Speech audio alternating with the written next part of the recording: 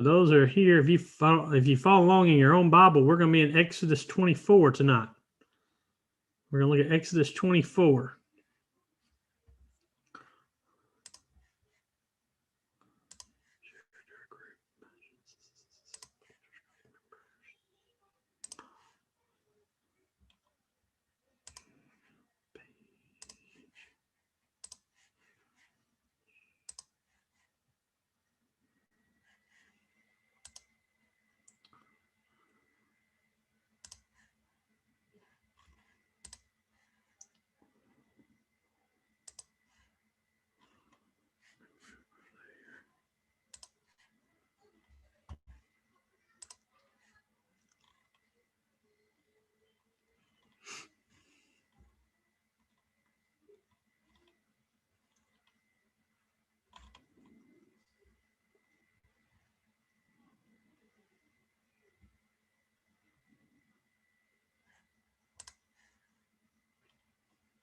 All right, I think we are everywhere we're supposed to be. So we are broadcasting. Appreciate everyone joining us. As we said, we are getting ready for our Bible class. We are in Exodus 24 tonight.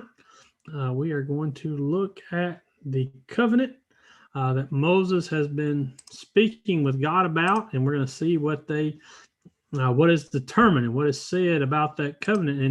And tonight we're going to look at what's called the ratification of that covenant. So we'll go ahead and get started. Chapter 24 of Exodus is a very interesting chapter in that it is going to put us back into a narrative for Exodus. And this is going to be a narrative break that we're going to have. Then we're going to go back to the law. That's going to pick back up in 25 and go through about 31, 32 before we get back in narrative. So this is going to be the sort of break in the telling of the law. You remember Exodus 20 is where we began telling this law, and that was telling the 10 Commandments, where God spoke from the mountain, and all the people heard the 10 Commandments. They heard the 10 words, as they're also called, the Decalogue. Remember, the people hear that, and they come back to Moses, and they say, look, Moses, you go talk to God, and then you come back and tell us what God said. They say, basically, we're afraid of God. God scares us. God is an intimidating presence. And we sort of, whenever I think about that and read that verse, I always get tickled because I want to think, what did you expect God to be? And so Moses goes up on the mountain. You remember, and he's been receiving the law from God. And we've been talking about that since chapter 21 through 24, or the end of 20 even, he picks it up, where he's been giving them more specific examples within that law of, okay, here's what the 10 Commandments say. Here's some expounding on that. Here's some of the laws you need to know. And so what's going to happen tonight as we get into Exodus 24, we're going to see that God's going to call Moses, and he's going to say, okay, now we're going to ratify the covenant. He doesn't use those words, but those words that are typically used to describe this. They're going to make sure the people are in agreement with this covenant once again. And so Moses is going to go down the mountain, and he's going to go down the mountain and up the mountain and down the mountain and up a few times tonight. And again, we always think about Moses being on that mountain for 40 days to receive the law. That's after this verse. That's after this chapter. That's chapter 25. At the end of 24, he's going to tell us Moses is going to be out there 4 days. So those 40 days, when we think about those are on top of the days that Moses has already been there. How long Moses has been on the mountain, we really don't know for sure that I can recall. And now he's been up on that mountain for some time, receiving the word of God. Now he comes back down to the people, and he's going to lay out what God is telling them. He's going to lay out what God has in plan for them. And so that's where we begin in chapter 24, verse 1. Then he, speaking about God, said to Moses, come up to the Lord, you and Aaron, Nadab and Abihu, and 70 of the elders of Israel, and worship from afar. Moses alone shall come near to the Lord, but the others shall not come near, and the people shall not come up with him. So what God does is God tells Moses, he says, okay, now we're going to, again, ratify this covenant. And part of ratifying this covenant required in the ancient times a meal. You would have a covenant meal where you would sit down with two people who are in the covenant. They would sit down together and they would have a meal to ratify their contract, ratify their covenant. That would say, okay, we agreed to these terms and you do this, we do these things, you do these things. We agree we'll both do this, whether it's peace, whether it's a work agreement, whatever it could have been. And so this is what God is saying. He says, I want you to send a representative of these people up to the mountain, and we're going to have this meeting. Now, notice the people he calls. One, he calls Moses is going to be there. Then he calls Aaron. Aaron's the next high priest. Now, remember, and this is going to come up in just a few verses, the priesthood, the Levitical priesthood has not been established yet. Those priests have not been set aside for God, but they're going to be. And so he calls Aaron the future high priest, but also Aaron is the number 2 man. He is the man right underneath Moses who has the authority, who has the rights and the judgment. We'll see that in just a few minutes. But he says that Moses and Aaron are going to come. Not only that, he says, bring Nadab and Abihu. Now, Nadab and Abihu are important because it's very interesting that God includes them in this call. As it is very important, or not very important, very interesting, because what we know Nadab and Abihu for, we don't know them for this.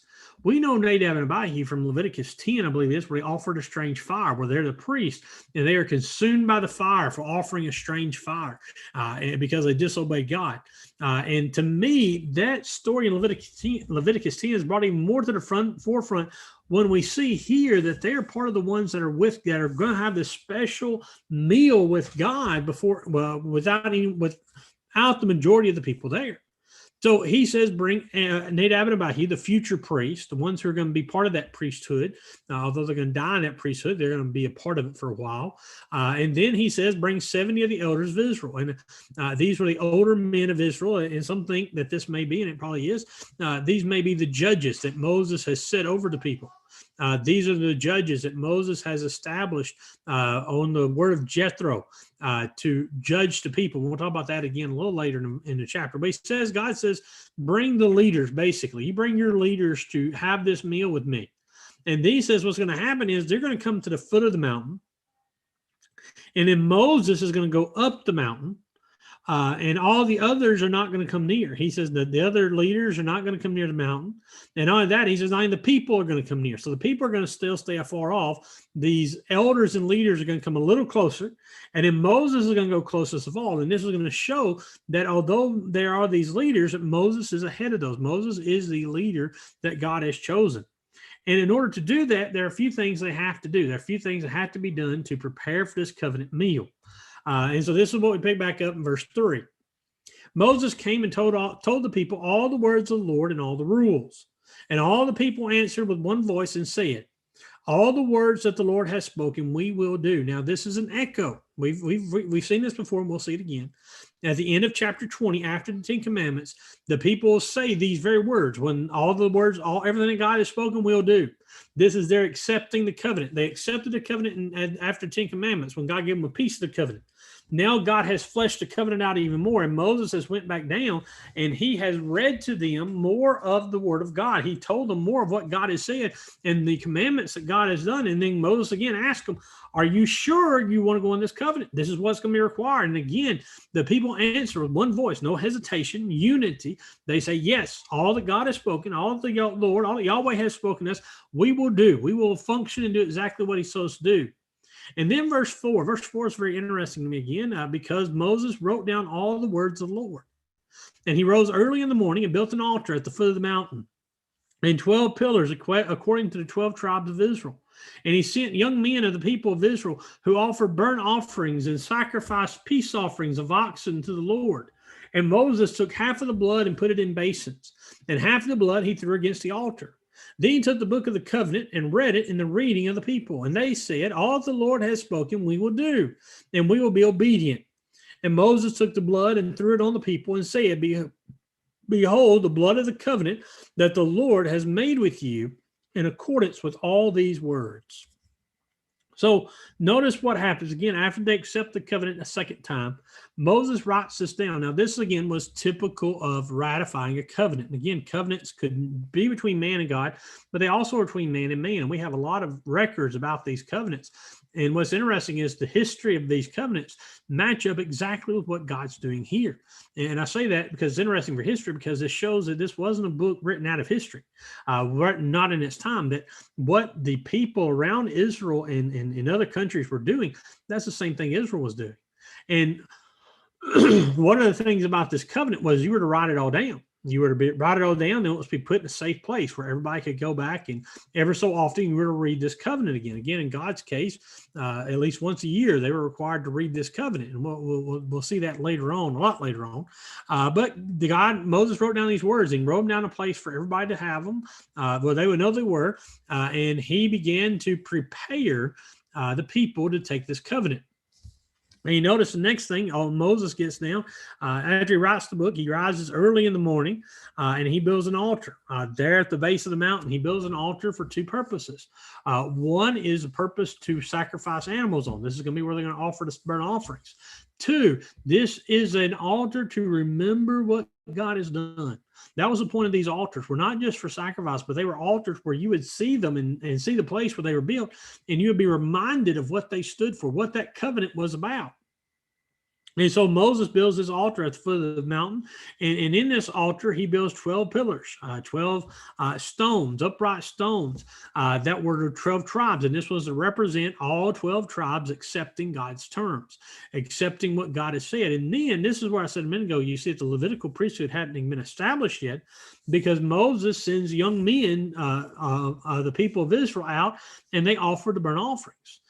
They begin to offer oxen in burnt offerings and in peace offerings. Again, the peace offerings were offerings that were given to make peace between man and God, and the burnt offerings were like sin offerings to ask for forgiveness. And one of the things how their offerings would work, and this is what we see in the next verse, is the first thing they would do is whatever animal they were going to offer, the first thing they would do is they would slit its throat. We talked about this, I think, last week, talking about eating an animal that's been mutilated by wild animals. Remember, God said, don't do that. And part of it's because the blood may still be in the animal. Well, what the Israelites do is they would slit its throat. And they would slit its throat, and they would let the animal bleed. They would let the animal bleed out. And then after the animal was bled out and it was dead, they would take the animal and they would cut it in half. They would cut it right down the middle. And they would take the two pieces of the animal and they lay them side by side on the altar to burn. And they would do this so that the ones offering it would not only just have the offering there, but they would examine the animal for any imperfections. Even after the animal was killed, if they found an imperfection, they were to put the animal aside, to discard it, and it was not to be offered. It was not to be offered for a sacrifice to God. And so this is what they're preparing to do. And again, part of this, the burnt offerings, you'll remember, were offerings in which the entire animal was to be burnt. There was no remains, nothing to be left over. The peace offerings, however, were offerings that were given that a piece of the meat, a part of the oxen, would be preserved. And part of the fulfillment of this sacrifice was to eat the meat. And this is what we're going to see in this covenant. And along with that, you notice in verse 6, as Moses is bleeding the animals, or as these young men are bleeding these oxen, he takes the blood.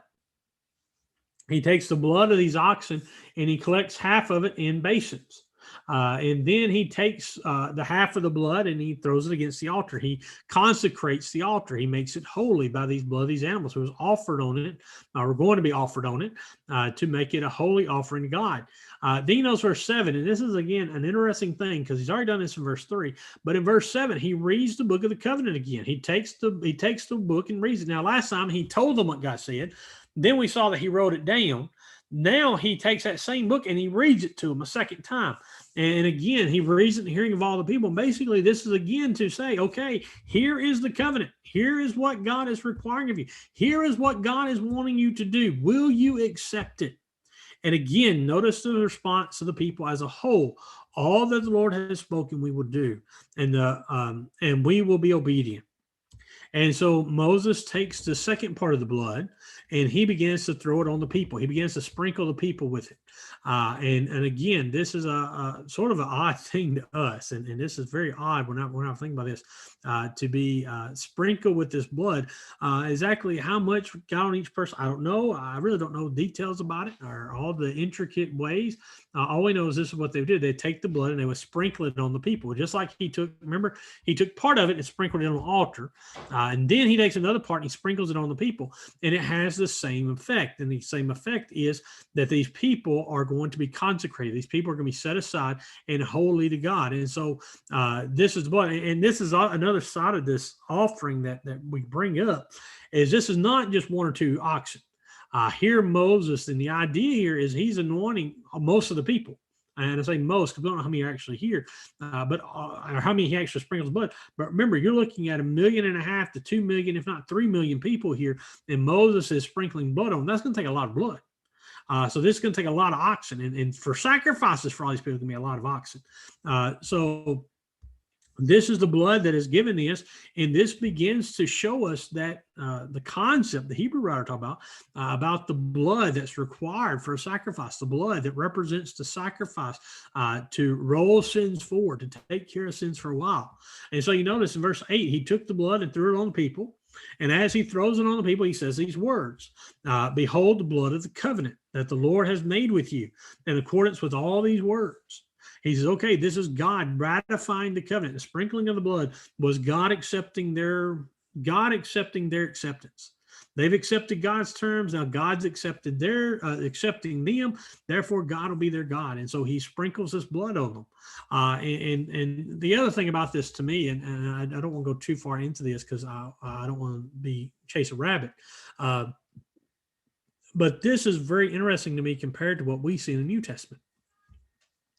Because you notice again what Moses said, behold the blood of the covenant that the Lord has made with you in accordance with all these words. This sounds very similar to what Jesus tells the disciples that night on the Passover, when he gives them the cup. He tells them, behold the blood of the new covenant, which is poured out for you. And he talks about that blood that ratifies that new covenant. And so this is the foundation that, this is what the Hebrew writer will say, that the blood was the foundation of these covenants. The blood was key to these covenants having effect, to these covenants meaning something, because the other side about this, and this was the other thing about these covenants and this blood and these animals, was that you were basically, when you entered a covenant with somebody, you offered an animal on behalf of them, and you were sprinkled with blood, it meant that what you were saying is basically, let this happen to me. Let me be killed. Let me be sacrificed if I don't keep the covenant. If I don't keep what I've promised to do, if I don't keep all the words that I've promised you to do. And so what we see here, and what this should tell us, is this covenant was a very major, important thing, not something to be taken lightly, not something to be gone into easily, but it was something to be taken with the whole heart, and to ensure that they were doing it for the right reasons. And so from there, we continue on. This is God, Moses with the people. Verse 9, we see Moses and those select leaders. Verse 9, then Moses and Aaron, Nadab and Abihu, and 70 of the elders of Israel went up, and they saw the God of Israel. There was under his feet, as it were, a pavement of sapphire stone, like the very heaven for clearness. And he did not lay his hand on the chief men of the people of Israel. They beheld God and ate and drank. Now, this is a very interesting scene.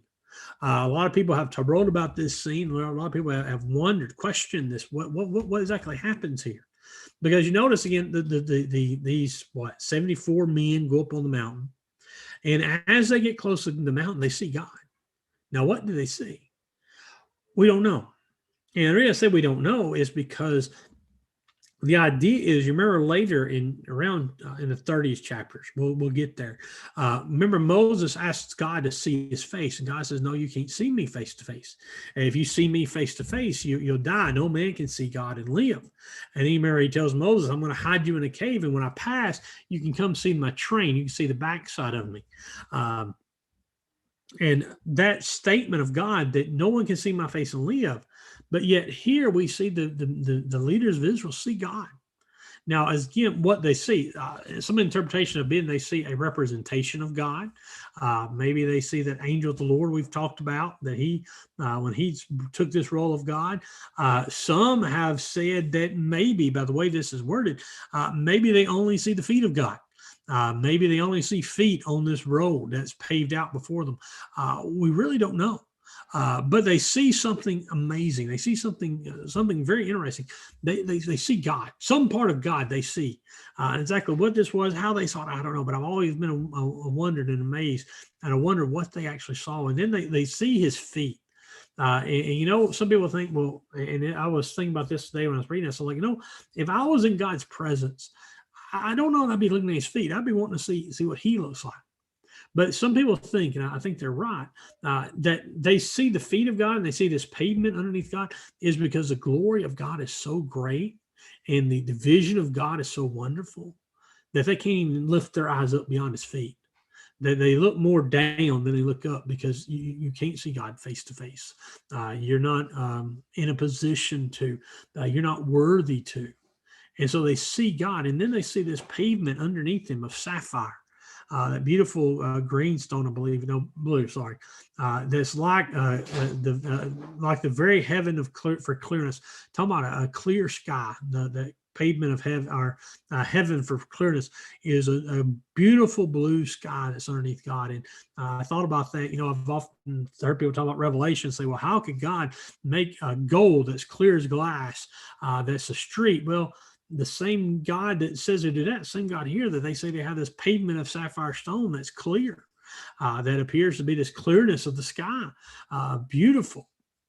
And then we get to verse 11, which tells us that this was a miraculous thing. This was a unique position because notice, and it says he did not lay his hand on. This is God. God did not lay his hand on the chief men of the people of Israel.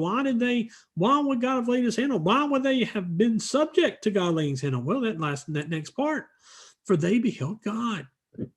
This was something that man was not supposed to do. That man was typically not allowed to do, but God allows this to happen because this is so important. This is key. And God ratifying the covenant, and God taking the elders and taking Israel in and saying, here's my law. Do you accept it? And them saying, yes, we accept it. And then going through the process to make sure everyone is on the same page. And then notice the second part, they beheld God and ate and drank. They sat down right here with God's presence and they eat. And again, to eat in the ancient world and drink with someone had a lot more significance than it does for us. Because, us, we go out and eat, or well, used to for all this stuff hit. You go out and eat, and you would go eat with people, but that didn't necessarily mean you approved of them. Didn't necessarily mean you approved everything they did. You'd go eat with people that were friends. We had one restaurant back in Alabama, I'll never forget. They had so many tables in their building, and they're a very, very popular restaurant. If you went to eat there, you would be lucky to get a table by yourself. And if you got a table by yourself, you wouldn't have it for very long. Because people would come in and the seats would be so scarce, and the tables were not like the little table seat 4. I'm talking about big tables, see about 10 to 12 each, and you would sit down and you would eat, and then no telling who else would come in, whether you knew them or not, they'd come sit beside you because they didn't have any other option. They want to sit down and eat. That's where they had to go eat. And I say all that to say this, in our culture, we can do that because if we sit down there, we may talk to that person, we may not. If we know that person, we may have a conversation. We don't know that person. It's not going to be when I get done with that meal, someone say, oh, well, you ate with so-and-so and you approve of everything he doesn't know. I just ate there. I didn't have any fellowship with him. In the ancient world, and again, I say all that say this, in the ancient world, when you sit down to eat with somebody, you are giving them your approval. You are giving them your hand of fellowship. And this is why we talk about in the Old Testament, New Testament, why it was key about who they ate with.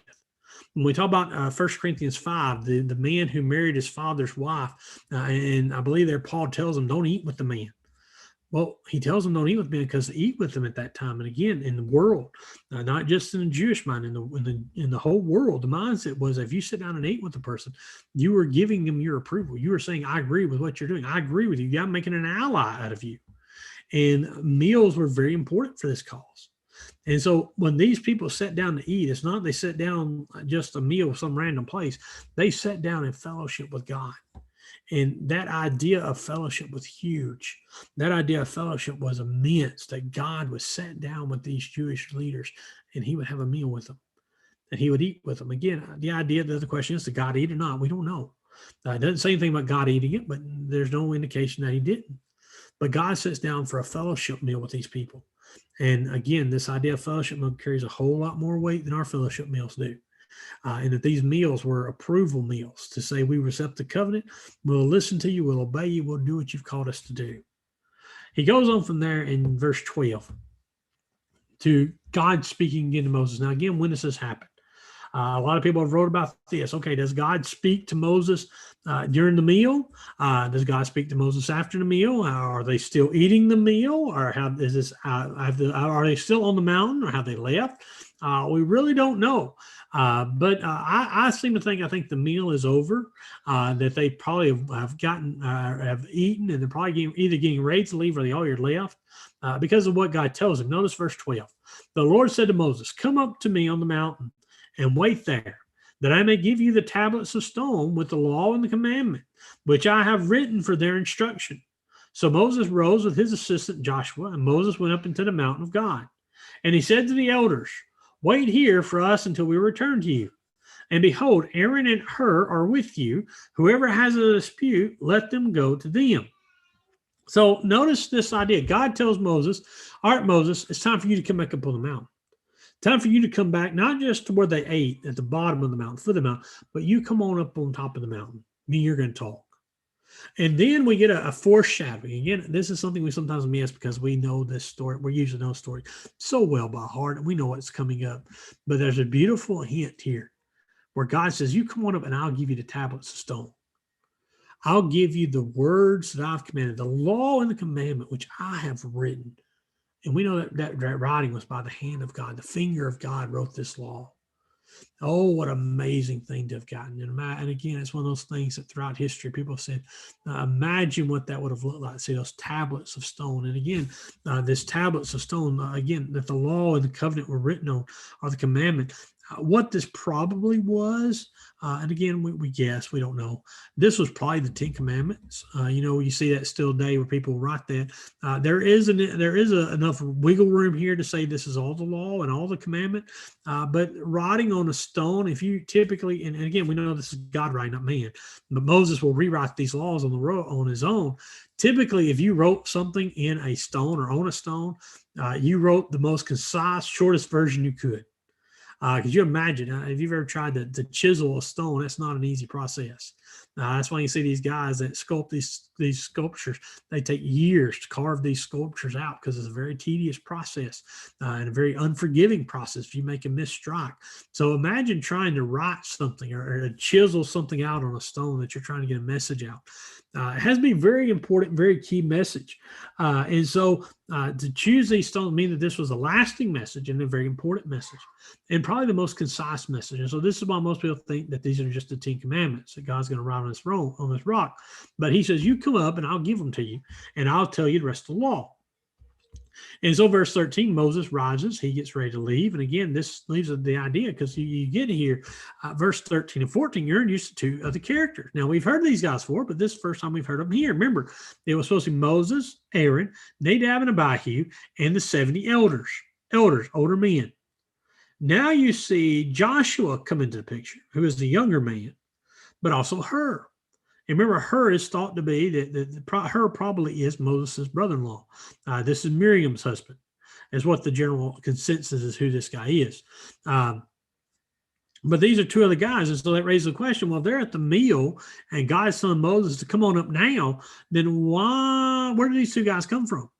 Where does Hur and Joshua come from? Well, it makes more sense. This is the meal's over. They've went back down to the bottom of the mountain where all the people are, and Moses is getting ready to go back up, except this time he gets Joshua. And this has always been a very interesting point to me, a very interesting idea. That again, it's one of those points we miss unless you pay close attention to, is that Joshua is here he's going up on the mountain with Moses. Again, I don't know now. I don't know how this works.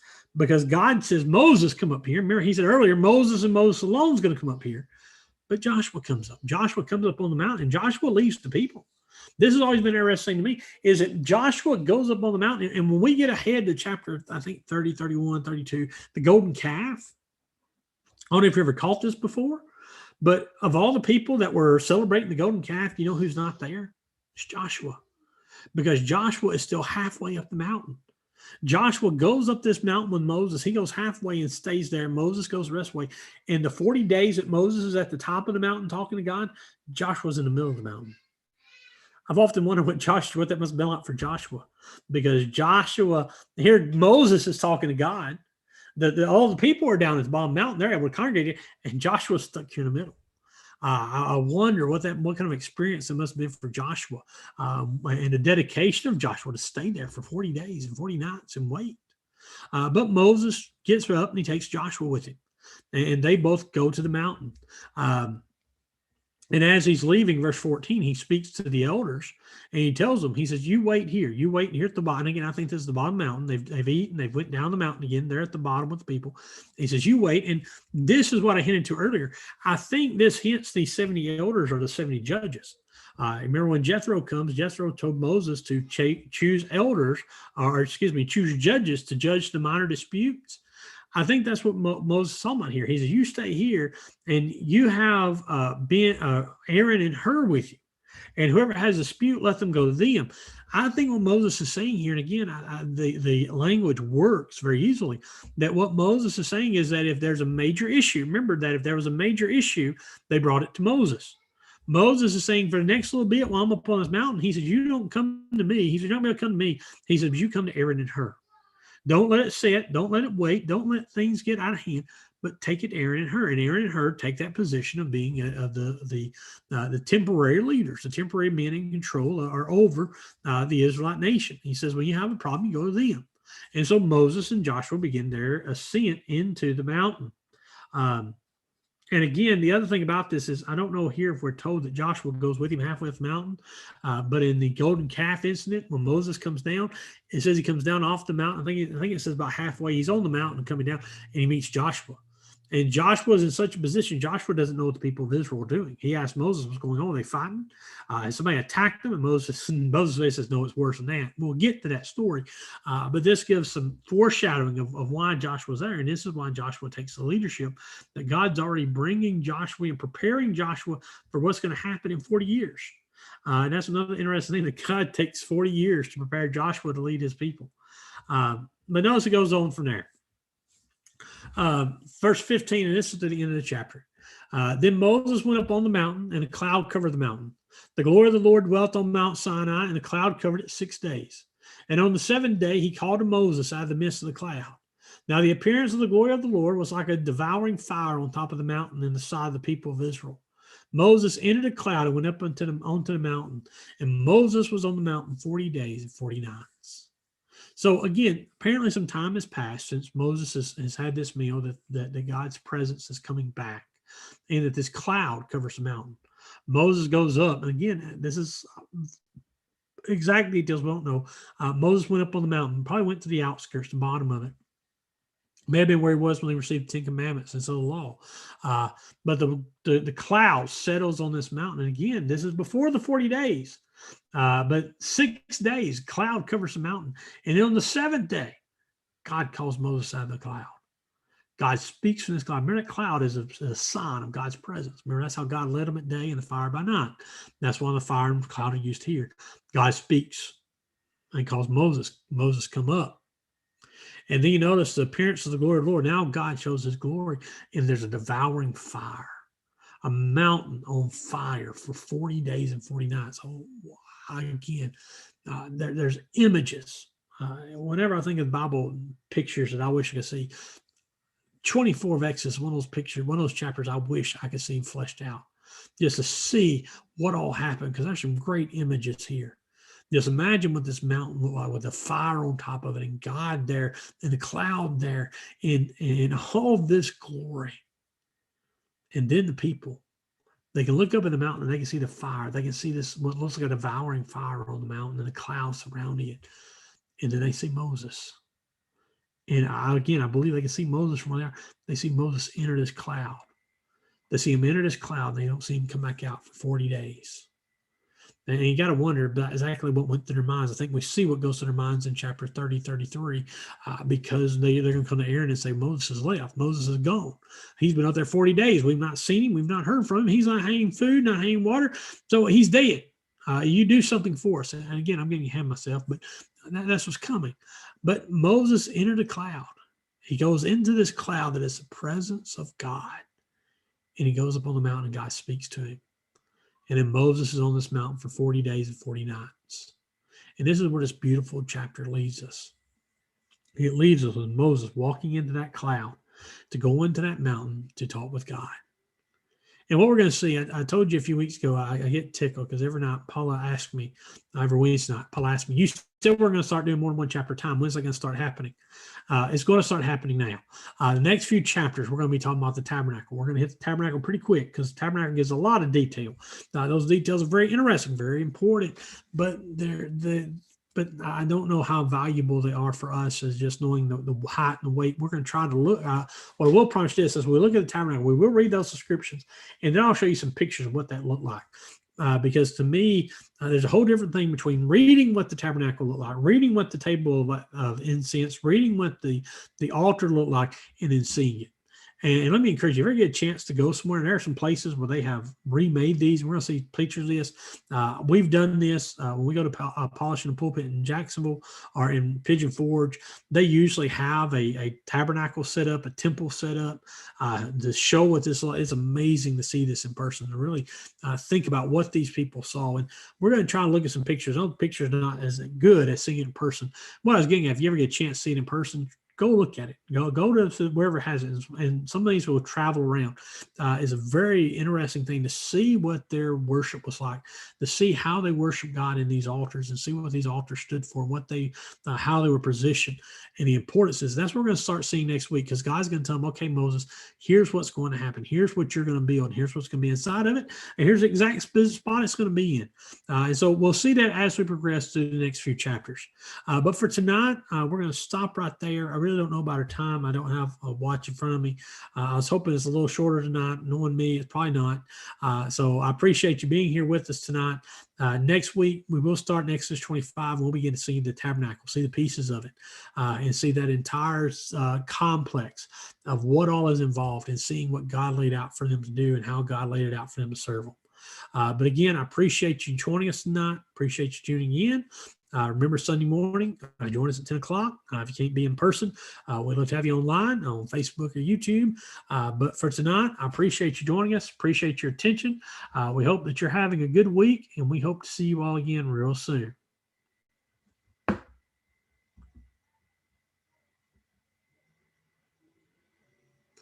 Sorry, I can't find my cutoff switch.